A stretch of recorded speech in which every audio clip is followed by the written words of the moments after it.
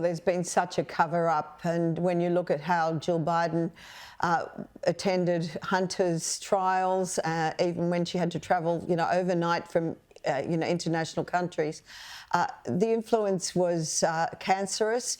I also wonder how much Obama had a play in it all as well, although Jill seems to be such a power-hungry type and a controlling type.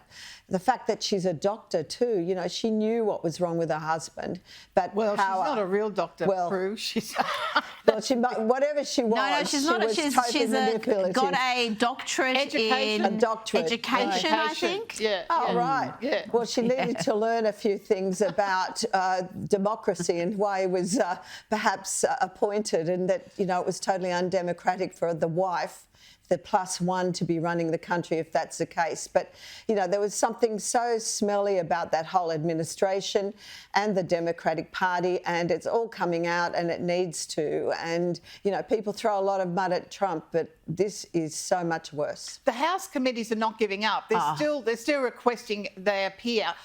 We'll see what the consequences of these guys refusing to appear continually. No, I think they're going to be digging continuously into precisely what happened, because I think there's some people who need to go to jail over what happened. I mean, what we saw should not happen in a democracy. This is banana republic stuff.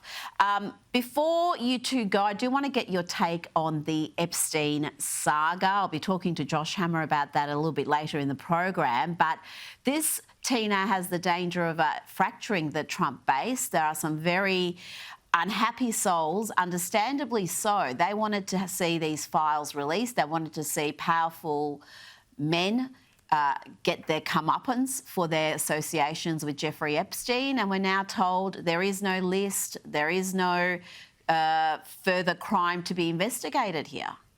Well, I think whatever they've got to release it.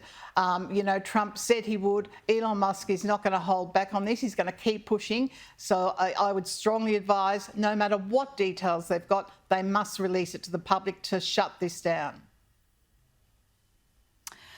Oh, absolutely. I think this is really undermining trust in the Trump administration for the first time in this second term. Prue, what is your take on this?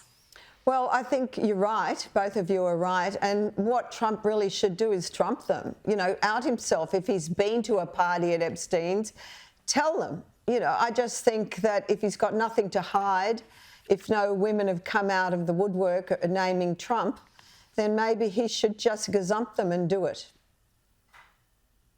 Look, I really don't think that is the issue, because let's remember the FBI, the very highly politicised FBI, the Biden administration, had these files for years. If there was anything hinting at anyone close to Trump or Trump himself, it would have leaked.